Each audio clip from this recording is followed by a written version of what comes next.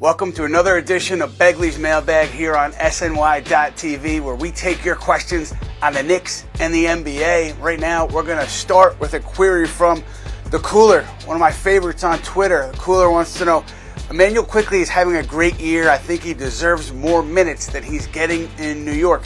Should the Knicks sell high for once? Now, we know that the negotiations for an extension between Quickley and the Knicks did not get to a point where both sides were comfortable. Extension talks broke off before the deadline. So Quickley can be a restricted free agent this summer.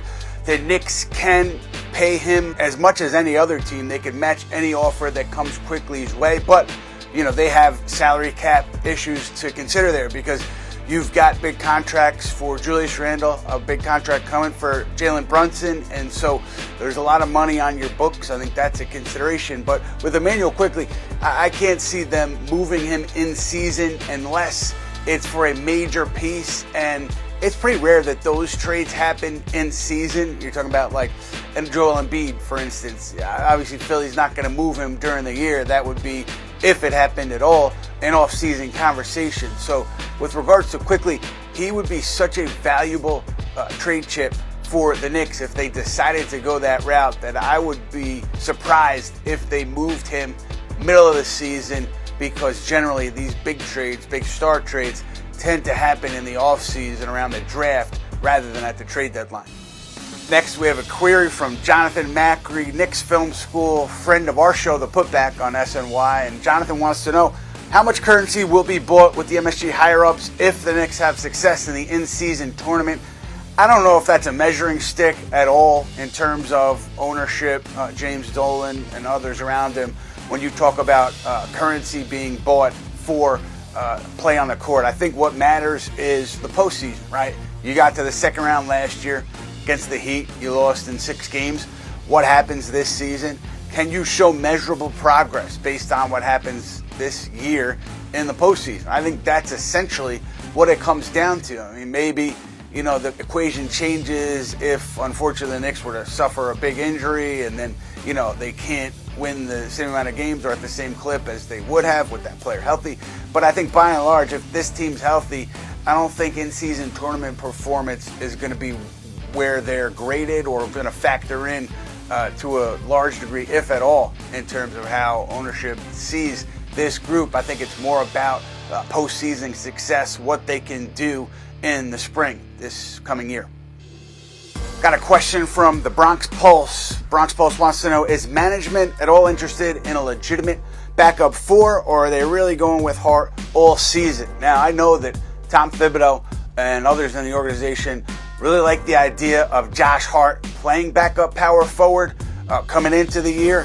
I don't know that they loved it to the same degree after the preseason. And now, with Hart talking about his role and talking about, defending, he's not talking about defense. Tom Thibodeau's talking about defense, how he's defending bigger players, and he's not getting as much of an opportunity to guard the, top opposing scorers in his role.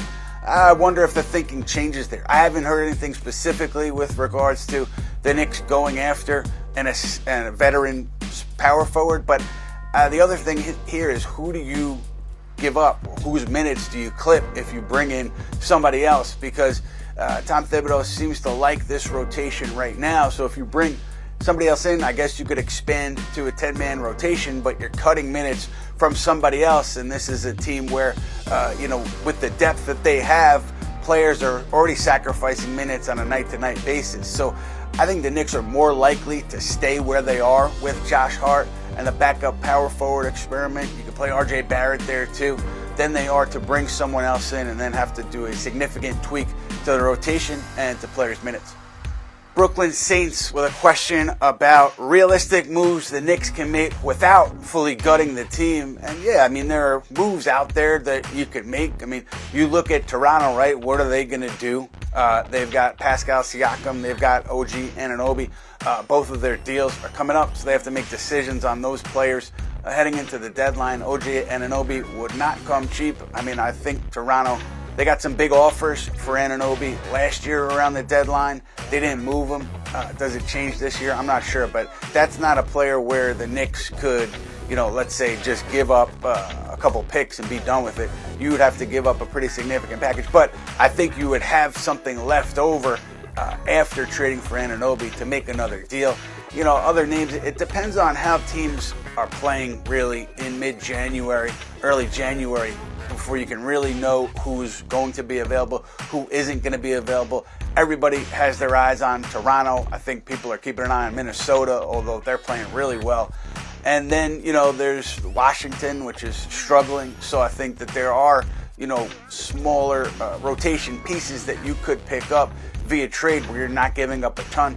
But as far as the market and how it looks getting to February, we're not sure yet. One name that I would keep an eye on, though, is Gordon Hayward with Charlotte, because Tom Thibodeau, very fond of Gordon Hayward. The Knicks pursued him a couple years back before he was moved to Charlotte. So, and I think there's a level of respect there. And if they feel, you know, going into February that Hayward, if healthy, can help them, then I would assume that they would at least give a call to Charlotte and check the temperature with the Hornets and Gordon Hayward.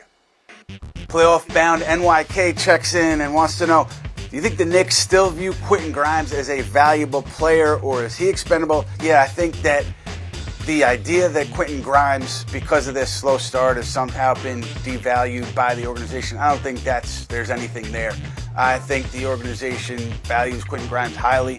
You know, I think there's maybe a push and pull in terms of the shots that Grimes is getting, his role in the offense, his ability to get in rhythm.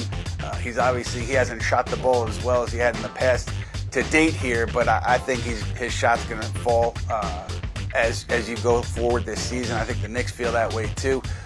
They love his defense. They love what he does defensively, specifically for that starting unit, where you have players who maybe give all their effort on defense, like a Jalen Brunson, but aren't as highly thought of defensively. So that's where Grimes' value is. I can't see them, saying we're done with Quentin Grimes.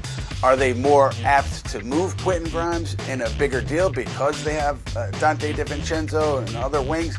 Maybe. But as far as like devaluing Grimes or feeling that he's not a part of the team's future, I don't see that at all, at least through these first few games of the season. That'll do it for this edition of Begley's Mailbag, but keep those questions coming in because we will keep the mailbags coming in, and we'll talk to you guys soon.